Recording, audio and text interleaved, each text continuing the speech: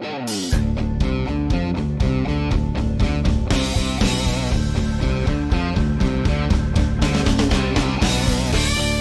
to Mac and Blue, where we introduce you to who is building Arizona, bringing you the people and businesses that shape the landscape around us. From economic development and developers, underwriters and lenders, architects and engineers, to the very builders and suppliers that bring it all together. Now let's join our hosts, Robert Johnson and J.J. Levinsky, aka Mac and Blue.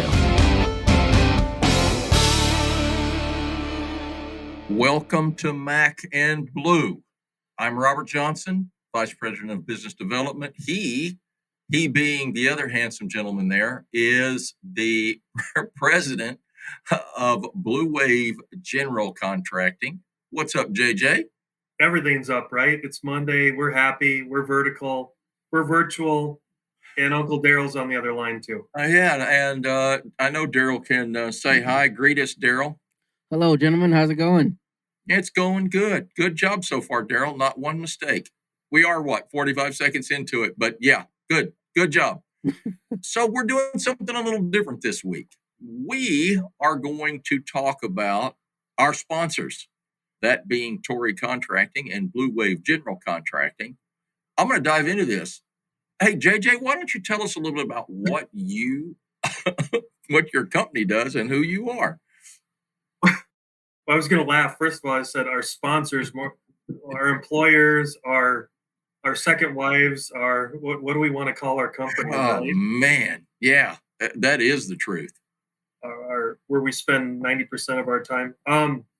No, thanks, Robert. So yeah, it'll be fun today. And for the audience, I mean, full disclosure, this wasn't planned, but we always had this as a backup we did have a guest that canceled today, which is going to happen every now and then. And so we thought it appropriate that we should, what are we now, 5 months in, somewhere in there? Yeah, something like that, pretty close. 5 months in, and we've never really done a deep dive on our respective companies. And so today was appropriate for that. So keep a timer on me, and we'll go down that path. So yes, Bleuwave General Contracting. I had to actually double check to find out how long we've been in business. That's how bad it is. We started in the winter, or right in the transition between 2016 and 2017. At that time, we were actually School Builder. And when we first started School Builder, we were predominantly just in that space, building schools, and specifically charter schools. And after about a year and a half, or into year 2 after that, we realized that it was a little bit myopic in our vision and what we were doing for other verticals and other clients. So we changed the name to Bleuwave General Contracting. Now, we always get the question is, where did the name come from? And Bleuwave General Contracting came based on the book Blue Ocean Strategy. I'm not going to give away the secrets, but for those of you that read and like business books, leadership books, all those kind of things, if you would look up Blue Ocean Strategy or the Blue Ocean Strategy, and you'll see what that's all about. And we felt that our ethos and our methodology matched the message of that book quite well. And it basically was, how do you always try to add value to your clients in some way that you can monetize and bring that value prop to fruition for your clients?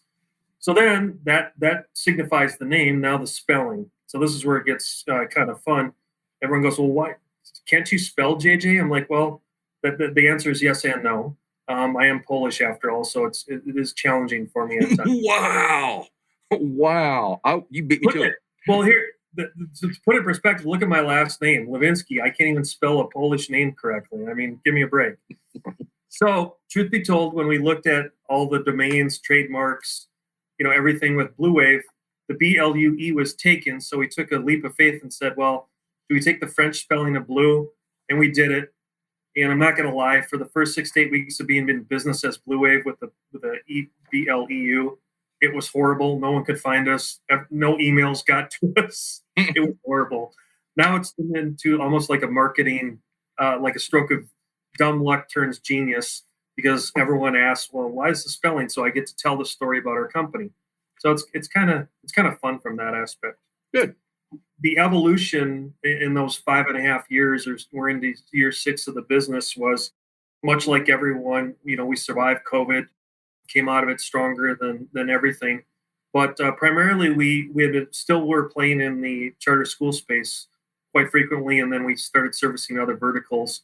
We also found a niche in kind of doing a horizontal mix, where when I look at our staff, we're not a young staff; we're a fairly senior staff.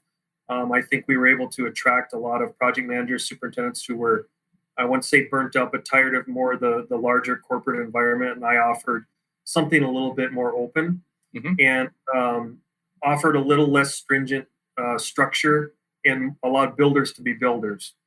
And what that allowed us to do was have a staff that had a more national presence, which means they have a broader background, which allowed integration of more horizontal than just vertical on what I would typically see in Arizona. When I moved here almost 10 years ago, I was shocked that a lot of general contractors didn't, that there was a difference, and I mean a distinct difference between vertical and horizontal, where I was raised, if you're a general contractor, you did everything. That's how you were raised. And I know, Robert, you and I have talked about this a lot. And so that was where we were able to kind of work for developers and kind of come in and do a mixed breed of both horizontal and vertical, because we had that background. I kind of joke that our average age in the company is probably closer to 50 than it is to 30. But with that, I think we get a nice tenured background of our staff. And there's days that I miss having a lot of the younger people around to mentor, but just in the life cycle of where we are in our own economic cycle here in Arizona, we've just fallen into that mix, and it's proven well for us and for our client base. So, Interesting. Yeah, so that's a little background on Bleuwave. You talked about you were primarily in the charter school sector. Yep. But although you are in the process of finishing up a charter school, a very large one, you're doing a couple of other interesting projects that are very far from being charter school type projects. And how did you make that jump? Great question. So I'm trying to give the Reader's Digest version because it'd take an hour to explain the whole thing. I think it comes back to when we were transitioning from School Builder to Bleuwave. There was a period there where I was able to meet and get introduced to many of the key people in the Valley that were in the capital stack. And I would call it the deal makers and the deal, you know what I'm talking about. Kind of the movers and shakers. The movers and shakers. And that's when I realized, as a transplant to Phoenix, I realized that Phoenix is, we say this all the time on the podcast, Robert, it's America's largest small town, or the smallest large town, either way you want to transpose that. I always tell people that I luckily, without mentioning names, I owe a gratitude to someone that I worked with during that tenure who exposed me to all of these people. It probably would have taken me 20 years of organic business development to meet all those people in a conventional time frame. He was able to do it in 8 months, where every vice president, president of a bank or whatever, you know, the commercial real estate people. And I'm very thankful and humbled by that experience. What happened is a few years later, because we went down that path, a lot of that stuff didn't come to fruition. So to be very honest, we had what I call a sophomore slump, okay? Sure. Where we tried to go down a path of our business plan that failed and failed pretty considerably. But it wasn't because of who we stood for as people or what we were trying to do. We just kind of bit off more than we could chew because we had opportunities. And again, without going into a lot of details, it was basically like an equity play of very large projects. It didn't work out, but I was able to meet a lot of influential people. And during that time, I was also able to put what I would call, your business development guy, Robert, so you can appreciate this. I was able to put myself in front of a lot of these people at a boardroom or a virtual room where they saw how my mind works and what my team does, as far as putting together what I call pre-construction services that weren't normal for most general contractors. And what that means is it really dove into a lot more of the pro forma, looking at different asset classes and thinking more like an owner than a general contractor. In other words, speak their language, speak a commercial real estate person's language, think of it as an investor. And so what happened was my name or our name started getting out there that, hey, there's this smaller GC that can talk the talk and walk the walk, but you probably don't know about them. And yet, if you look at them, their resume speaks volumes of who they are. They've only been around for a couple of years, but when you look at the individuals that comprise the Bleuwave team, that's a pretty high horsepower team, and they know what they're talking about. So then that's, Robert, to answer your question, how my phone or how our phone started ringing again, and I'm just thankful to it. So, we were lucky to do the Verde at Cooley Station, which is a 12 building, multi-acre, multi-use development in Gilbert. And then the big one that we currently got and are working on is the Cannon Beach Surf Park, which put us at a whole nother level in our peer group. And again, that was just, I can tell you the condensed story of that one was we were competing against some rather large firms, and it was kind of a mistake of how it happened, but we were able to interview with them and we crushed it. And that was it. But a lot of it goes back to what I was talking about was we have a very tenured staff that has a lot of world experience. And by giving them the freedom and the autonomy to do what they want to do, which is being a builder, which we don't talk about that much in our industry anymore, is right. Are you a project manager? Are you senior this? Or we get into titles, but I look at are we really builders anymore? And No. You show me a builder and I'll hire that person. And our clients love builders because they're problem solvers, right? Right. Makes all the difference. Versus, I realize that through supply and demand right now, there's a lot of people in the industry that they didn't have the experience that you and I did, Robert, of, where you learned under your grandfather and then your father, and then, someone gave you a chance when you were 18 to 25 years old. And if you jumped at it, you jumped at it. Now there's so many more layers than what you and I had to deal with. Right. And I look at it and I would never, if I could go back and change it, I won't change a thing. I'm so glad that they threw me to the wolves when I was younger. And did I fail? Oh my God, did we all fail, right? But, yeah, just a couple times. But the thing is, I think it gives us an advantage now that those failures are not. I sleep at night. So do you. We don't live in fear of the failures because we weren't protected by all these layers. And I'm not talking about, this may come across wrong, but not helicopter parents, but helicopter organizations. Mm-hmm. It's like, yes, we need processes and procedures, but at the same token, you've got to allow these young people to fail as well in their maturation and cycle of running construction projects. So anyway, that's a little of that. Peeling the onion there a little bit gives a bit of insight into what makes Bleuwave what they are, and it's a different company. You'll admit that it's structured different. It goes about things differently, but you're working on a couple of projects, specifically Cannon Beach. Companies, there's general contractors that are in business for years and years and years and never get a shot like Cannon Beach. True. We're very thankful of that. And it's turned into, not only is it a wonderful project, it's turned into a wonderful relationship. Mm-hmm. I can't stress it enough that if you go to the construction trailer any day of the week and see the synergy and the camaraderie between ownership, consultants, us as a GC, all of our trade partners, it is the most collegial environment I've seen in many years, to be honest with you. And that's rare because I've seen them, what I would consider the norm, and it's far from that typically. Well, and shout out, I mean, we Robert and Daryl, we had Cole Cannon on as a guest, what was it, a month or so ago. It starts with him. I mean, he's the main partner, the main equity, the main brainchild behind all this, and he's got some wonderful partners too, but I think he sets the tone with his attitude, and it just so happens that everyone else on that project has followed suit. So I think it's a testament to our industry that you don't have to be all hard and rigid and, how do I describe it, so legalese. The irony is Cole is an attorney, so there you go. Right. And yet probably one of the loosest but yet well-managed projects we've ever been on because of that. In other words, we're not focused on the CYA. We're focused on the solutions day in and day out. And don't kid yourself. There's so much proprietary technology that's going into this project that if we had to wait for CDs to be done and built, it would never get built. So all the parties are taking risk, but a joint risk and a calculated risk where we talk about it all the time. And then luckily we're able to present it to the ownership group and they can make then a educated decision. And then we go. And guess what? There are mistakes that are made, but he's willing to write the check for him to keep things moving, which is a big difference in our industry.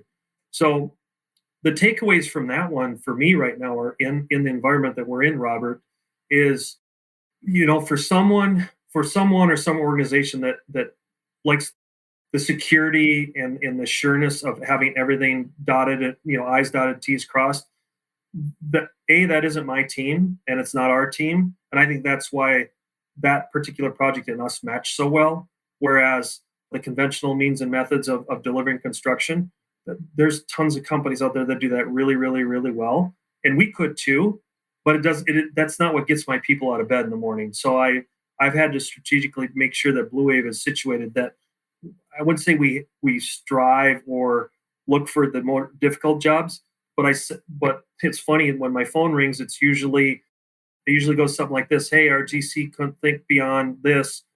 Can you look at it a different way?" And with my crazy brain, the way it works, a lot of times I'll be like, "Well, did you think about this, this, and this?" And they're like, "Oh, well, no one's ever asked us those questions before." Okay, well, now I'm not saying it always works, Right.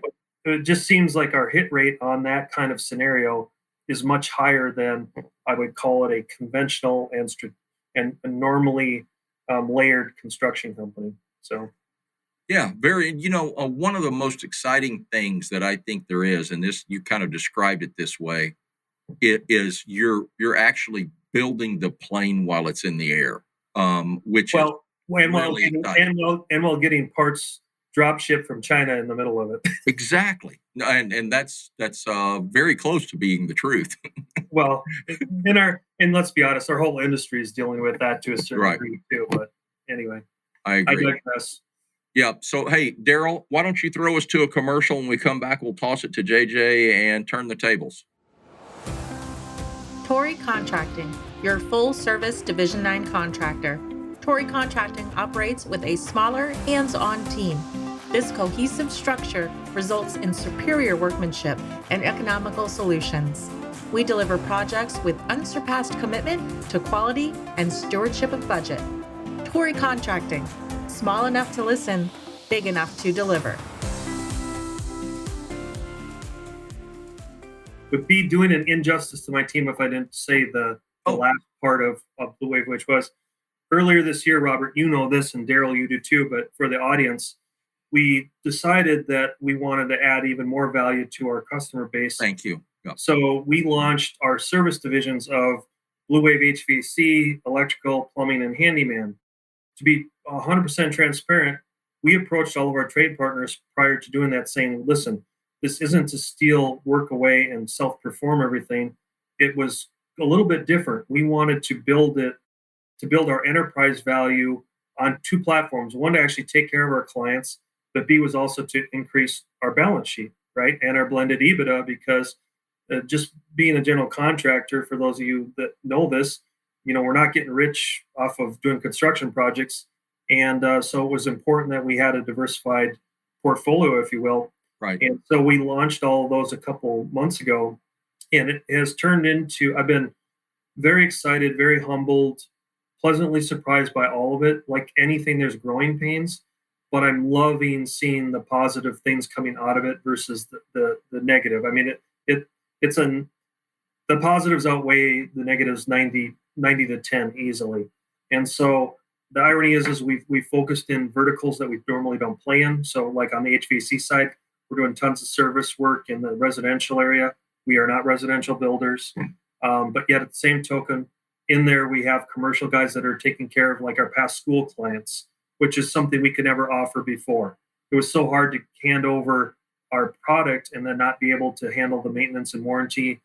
And two things: one, we can better protect it, but B, we can also monetize it for our own good. I mean, that's why we're in business, is to make money. So it's been a very nice mix. So I'm very excited to share that with the general public. We've kept it pretty quiet.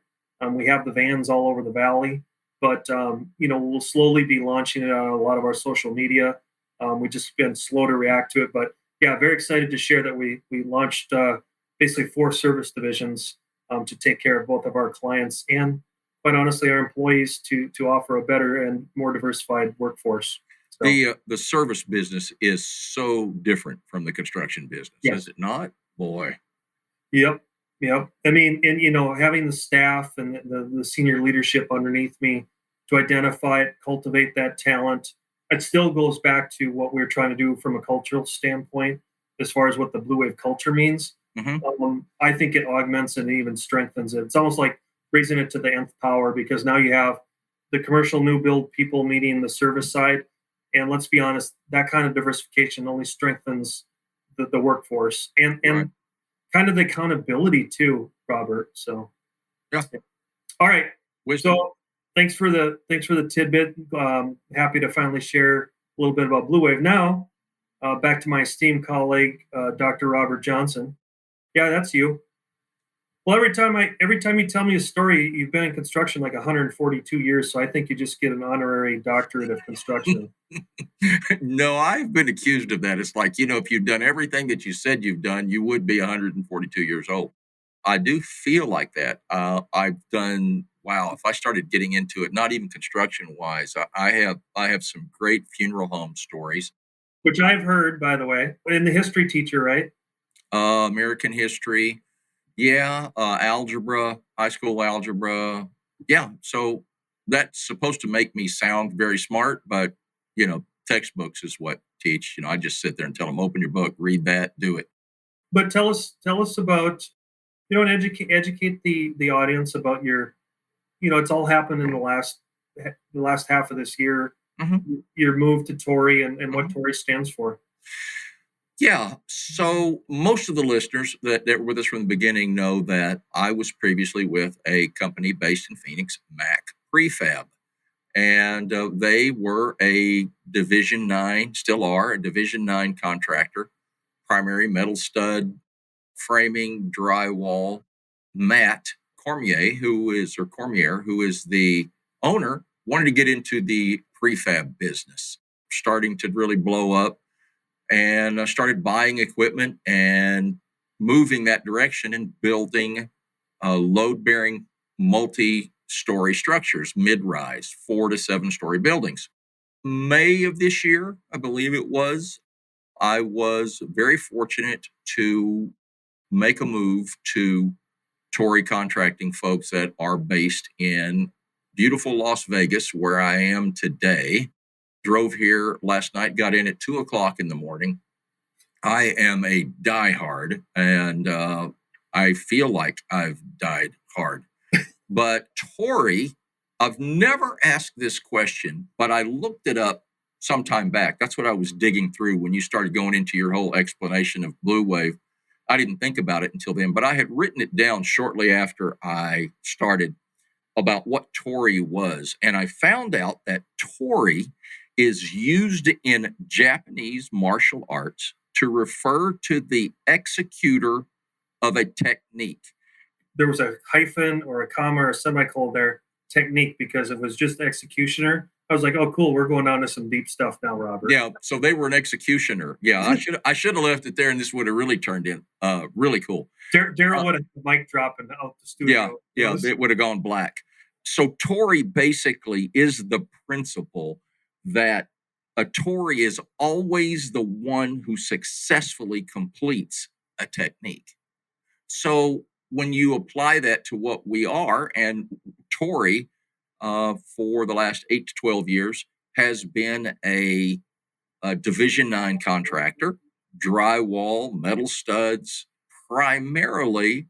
For the majority of that time was the in-house firm for Forte design and building. And Forte is a builder of luxury homes here in Las Vegas and in Southern California currently. Are they the same company, or are you sister companies, or how yeah, really. I mean, I would say parent company, but that's really not even true. So we coexist in the same building, same ownership group. Let's put it that way. Okay. Tori also went out to help there and to kind of fortify their luxury home building division or business. They purchased a very large, at the time, it was the largest FrameCAD machine that FrameCAD makes, that will turn anywhere from a 3 5/8 inch metal stud to a 12-inch stud, anywhere from 14 gauge to 20 gauge. Construction people will get all that. Daryl will explain later. And it was to build these luxury homes. they realized very quickly that that's not really what these machines are made for. They're made for load-bearing partition systems primarily. They'll do away with an awful lot of structural steel. The speed with which projects can get built now, utilizing a prefab offsite construction method, is astounding, because what's happening now, we have designers on staff, we have engineers that will engineer the project, work with an engineer of record, and engineer the cold form steel portion. We have frame CAD designers that will design the wall panels and trusses. Our equipment then prints the components. I say print, it's strange, but it's a roll former. So we purchase coils of steel, galvanized steel at the various gauges, and it rolls through the machine and forms it into what is typically known as a C-stud profile. Those components are then screwed together. They're fabricated in a shop where the weather is not going to stop us. It's temperature controlled. There's the quality control is much greater. So we're doing probably 60% of a framing job in a very controlled environment while the site work and while the slab is being done. So once a slab is done, we can show up with truckloads. Our goal is always to have at least 2 to 3 floors completely fabricated by the time we start on a project, which means that then our installation crew starts installing while our fabrication crew is still fabricating roof trusses, floor trusses, and continuing to send those out as we go through. So other than working for Forte, right? Mhm. What are the other verticals, for the audience sake? Where do you target this to? I mean, I'm setting you up for. Yeah, it's a softball. I saw it. I reared back and was about to crunch that dude. The perfect job, the perfect project for our system is anything that is a mid-rise stackable structure. So a multifamily, an apartment building, an assisted living facility. Assisted living facilities, even more so than multifamily and hospitality, the hotels, in that senior living has to be a non-combustible structure to begin with. And of course, cold form steel is non-combustible. In the multifamily and the hospitality sectors, the majority of what I see out here, and I say out here being west of the Rockies, a conversion. We're being asked to work on a conversion from wood framing to light gauge steel, primarily because it's just so relatively new in the Western United States. It's very prevalent in South America. The East Coast has been doing it in all shapes and forms for several years. Australia, if anybody looks up residential building in Australia, primarily all residential building is light gauge steel. So over in the Middle East, the military uses it. They have these roll forming machines that fit into containers, shipping containers. They'll drop them with helicopter out in the middle of a desert somewhere and generator them up and spit out building components and build these things anywhere. So the benefits are this. For those in the pre-construction world, people tend to look at things on a line item basis. So when we come in to talk to people when we talk to a general contractor, let's say, about a conversion from wood to steel, I get the shaking of the head instantly, is that light gauge steel has always been more expensive than wood. True, and it still is. But percentage-wise, what is it really different? Just on the commodity side. I don't know weight-wise, but when like lumber's way down, steel's way down, I'm going to say it used to be 20%. That 20% was the number, but it's closer than that now. I would say it's in that 10 to 20%.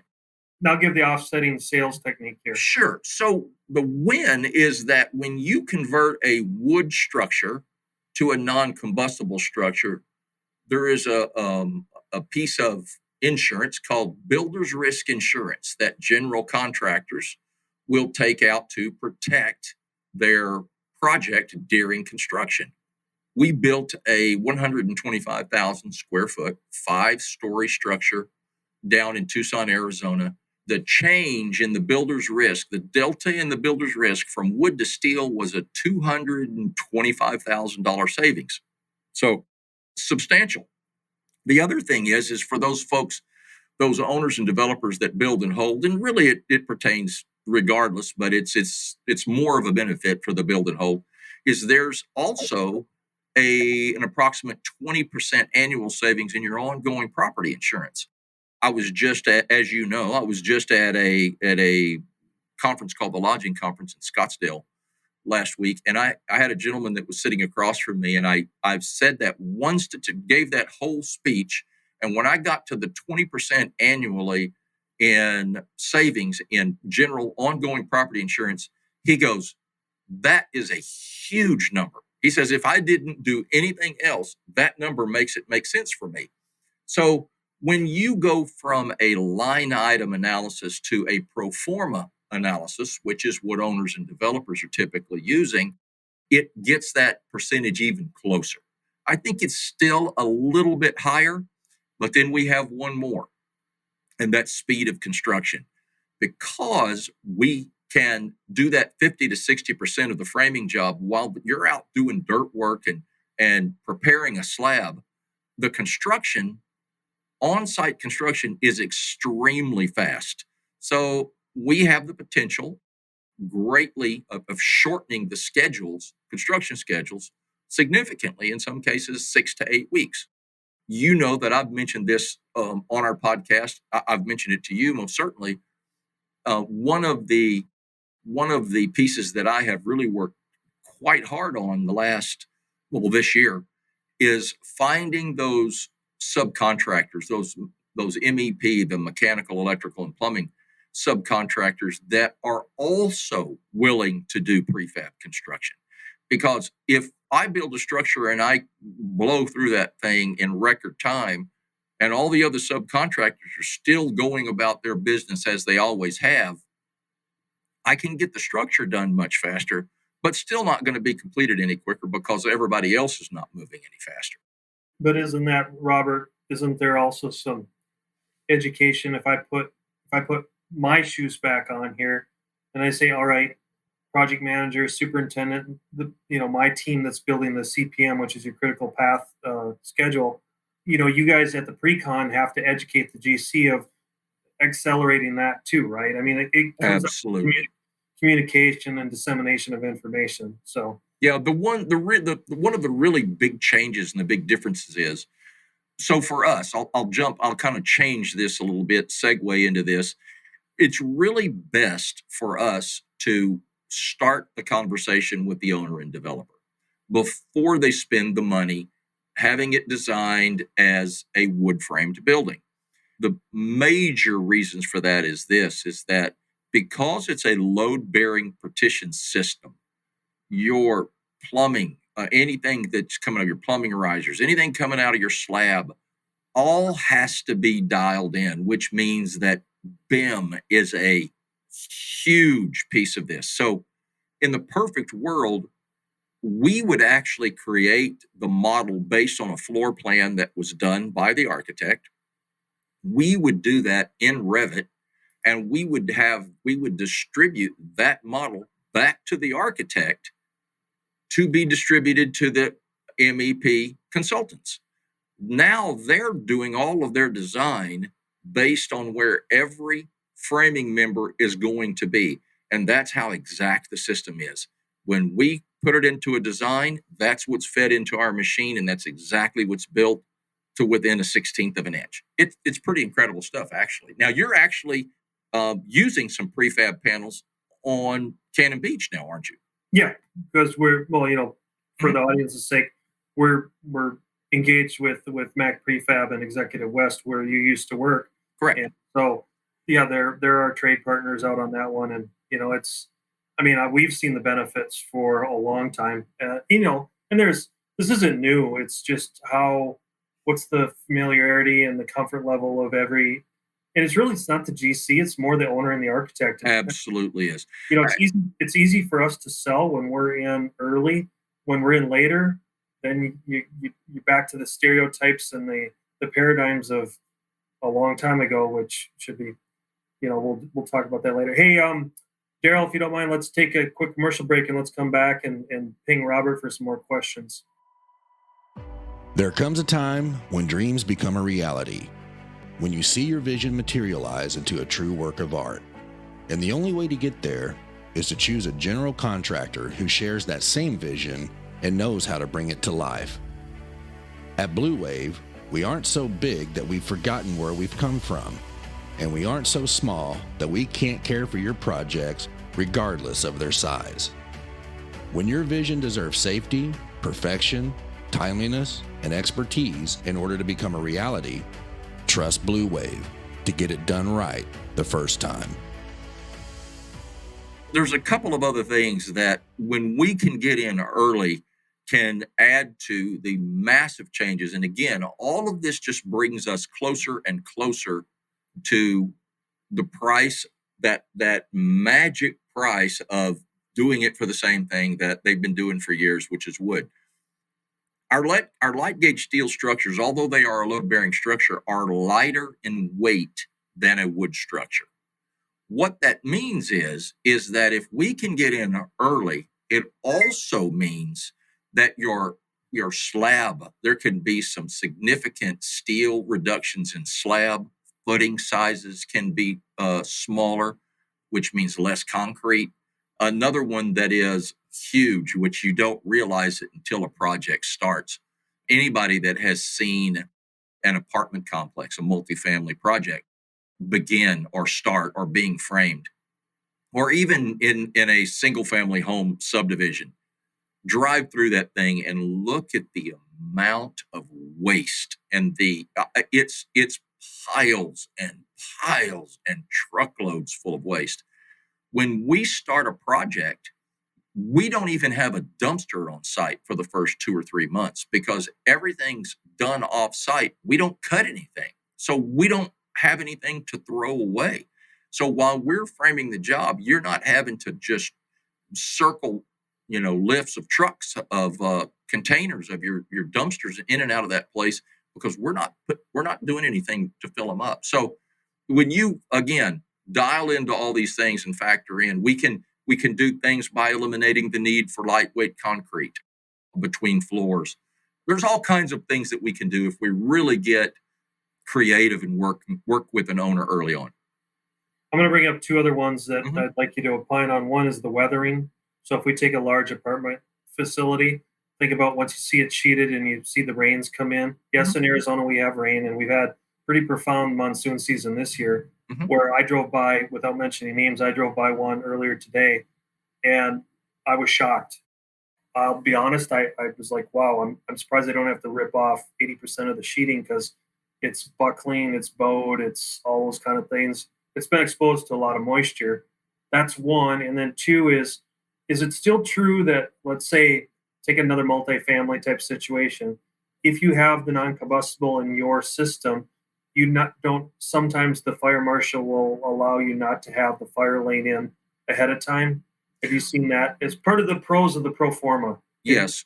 I don't know if you talked to either of those, Robert. Yeah, the first of which, what was the first one that you mentioned? The weathering. Yeah. So, lumber comes from trees. And so the longer that you go out to a job site, and as long as everything's banded, you're great. But you cut a band and let that thing, that lumber all starts to go back to Mother Nature, and it twists, warps, cracks. It's horrible. The other thing that it does is it molds and mildews really easy. I could share a absolute horror story of a project up in Prescott that huge, massive lawsuits because they drywalled cabinets in the whole thing, and there was so much mold and mildew in the building just because it had been rained on so often before it got dried in, and there was some hundreds of thousands of dollars for remediation. Anyway, the other thing is termites absolutely hate light gauge steel. So that's always a plus. Okay, your second question was, or the second point was? Well, a lot of times before you can start a wood frame facility, the entire fire lane and the fire perfect. Thank you. So one of the big things, at least in the Arizona market and especially around Phoenix, we've all seen these what are called in the industry SFR or BTR. So it's single family rental or build to rent neighborhoods. They're the ones that you see that they look like tiny houses, little houses that are all just jam packed together. And there's hundreds of them in a little tight subdivision. Well, those are, in fact, single family detached residences that it's an apartment building that's single level, that's just spread out much farther than you would if it was and there are some benefits, and it really has been, they've been selling, they've been renting like crazy. But there's a perfect example. You can go out, and I know this is in Phoenix. I don't know about any other municipalities out there, but because it's non-combustible, in a standard wood-framed subdivision, you're having to go out and you have to do all your roads. You have to put your fire lanes in. You have to have your hydrants in. All that stuff has to be done before you can start doing anything out, because everything you do is combustible. When you build this same project with light gauge steel, you could literally drive out there with a loader and just scrape the earth and put a slab in and start building things and build roads around them. You can also reduce the amount that needs to be fire sprinkled. If you have any carriage houses or anything like that is a 2-story that has a garage underneath, you can eliminate, many times you can eliminate the need for fire sprinklers in them because you're building it non-combustible. So again, you can go, depending on each project, there are things that you can do away with, change, just because it's light gauge steel. All right, switching gears on you. Okay. Again, for entertainment value and kind of the cool factor of Tori and Forte, tell everyone about the Las Vegas and the theming connection of the people you work with. Yeah, so that's really the cool part. And we had, I just want to drop this in here. We had today, FrameCAD is the manufacturer of the roll forming equipment that we use and the software that we use for design. And their executive group, owner, founder, all their C-level people, we had about 6 to 8 of those folks in our office today. And just talking about things that we could do different, better, that we would like to see changed about their equipment, et cetera. And we gave them a tour. And this goes specifically to your question. So Forte, Scott Acton's family and the background, Scott being the CEO, were theming people. And they have worked for Disney, Universal Studios for a long, long time, building some of the most prominent pieces in Disneyland and Universal Studios. And by that, I mean not building the rides themselves, but building everything you see when you go to the ride and are going through the ride. And so it is the geekiest thing in the world to take people into our warehouse and take them for a spin through the shop. We have the largest 3D printer on the West Coast, which we've all seen 3D printers. Now, when I say 3D printer, I'm not talking about the one that many of you have seen that's printing a house out of concrete. That's also a 3D printer. It's very large, but this is what you would think of as a typical 3D printer, prints with a resin, type material that we utilize for the theming portion and pieces. But that's also one of the things that we do a lot of on the Strip here in Vegas. A lot of the glitz and the real, fancy restaurants all have a lot of themes. Hell's Kitchen, which has been around, it's relatively new. Forte and Tori were a part, built that, the Gordon Ramsay restaurant. So very, very cool stuff. It is amazing. If you'll go to ToriContractingLLC.com and Forte Design Build, I believe it is, you can see some of those things that I'm talking about. Very large projects, pieces that have been shipped to China. Yeah, just amazing stuff. But it is such a cool thing to see people's faces and expressions when we walk them through a shop and they get to see some of the things we're working on for Universal Studios and Disney.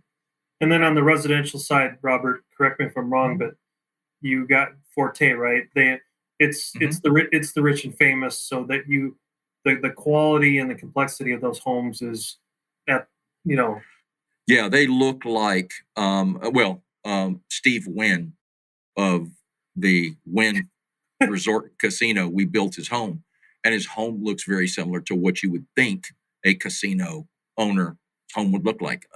These are very large, 25,000 square foot, plus residences that are mouth drop. I mean, they are just stunning.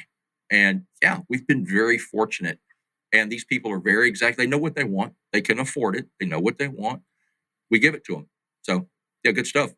And which states are you currently working in? Well, on the Tori side with the prefab, Southern California, Arizona, Nevada, Utah. If we can get up into Idaho, we'll also do some work in Idaho. I'm going up to St. George, Utah, beautiful place. Couple of weeks to talk to some folks about a little single family rental community and building it out of steel. So yeah, all over the place. Any place we can go southwest. Got it. Basically. So, hey, Daryl, from your perspective, our conversation today, what questions, because you represent the common folk, which is always nice. What questions would you like to ask either of Robert or myself about either Tori Contracting or Bleuwave General Contracting? I would say, I guess, thanks for putting me on the spot. First of all, that's amazing. Well, you're part of the team, man. You got to be ready to go, Daryl, at any moment. Yeah. I agree. Yeah. I would say this one would go for, I guess, both of you.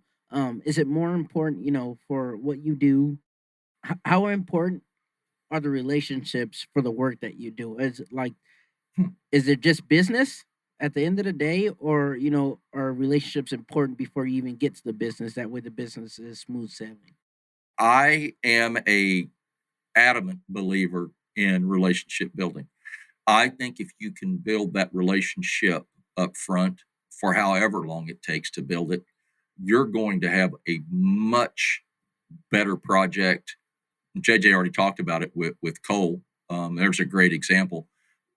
If you build a good relationship, you can get through anything. There is nothing that cannot solve if you take the time to build that relationship.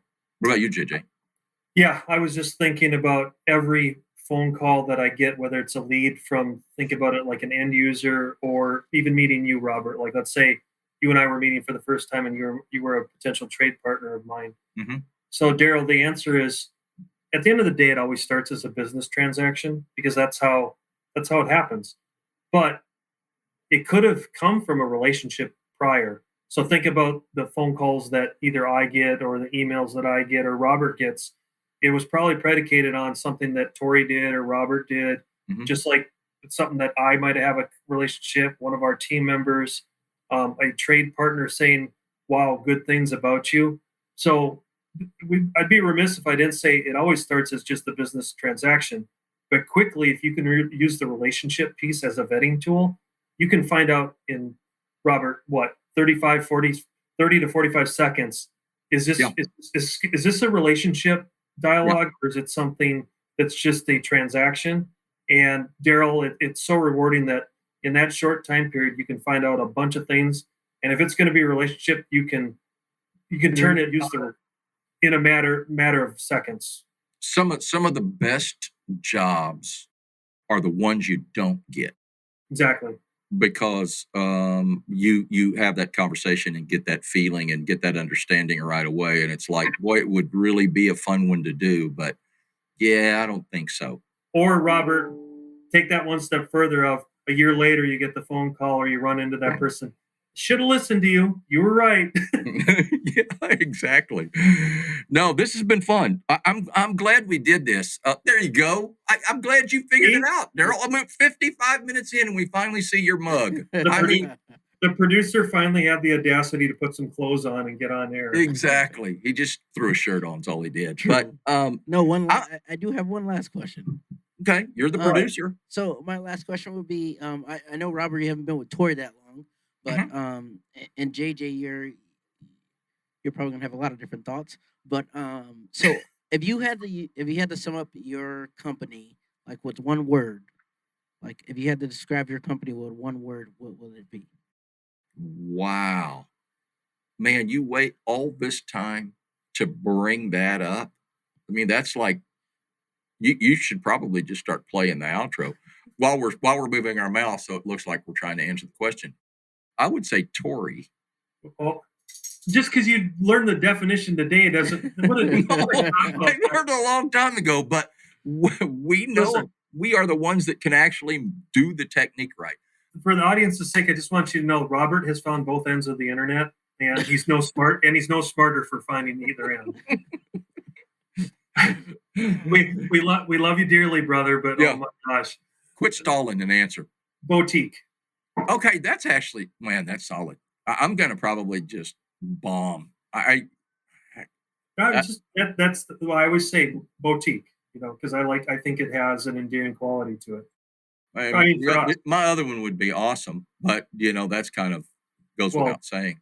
You probably have a Captain Awesome tattoo somewhere on Daryl, let me ask you a question. Yeah. If you had to describe this podcast today with one word, what would it be?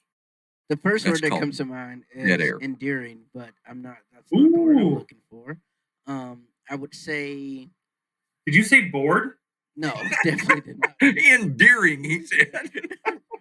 I'm like, if Karen's listening and he said, Oh, bored, man. I'm gonna file a complaint. That's awesome. Man, this has really been fun today. Did you have something else to say, Daryl? Yeah, go ahead, Daryl. No, I think my one word would be just informative, I would say. Yeah, Sure. I would agree. I learned a lot about JJ today that I didn't know. I actually know more about him now than I ever cared to, but I think he could say the same. I mean, I did spend half a day with you at the lodging conference. Oh my goodness, I talked his ear off. He left and I felt so bad. I was like, man, good. I'm It sorry. was good. I feel like if you ever need a place to crash, we've got a sofa waiting for you. Yeah, we're kind of there. We're about to that place. Well, Daryl, are you ready to take us out of here? I just want to say the last thing. I respect the reason why I use the word informative is because I respect the way that you guys are reimagining or making reinventing. That's a good word, but just really putting the knowledge up there about what construction is, and it's more than just a man in a hat working in the sun. So before this show started, that's all I thought about, just a man, hat, sun. There's women, there is construction goes into a multitude of things. So just really appreciate the knowledge that you guys are sharing with the world. Seriously. That's awesome. On that, take us out of here, Daryl. Right, We'll see you next week. Thanks, everyone. You've been listening to the Mac and Blue Show, brought to you by Tori Contracting and Bleuwave General Contracting. Be sure to subscribe to the Mac and Blue podcast on your favorite podcast platform. Follow Robert Johnson and JJ Levensky on LinkedIn and Instagram. And tune in live every Monday at 3 p.m. as we continue to introduce you to the people building Arizona. Walt Disney said, "You can dream, create, design, and build the most wonderful place in the world, but it requires people to make the dream a reality." Until next time, make it a great day.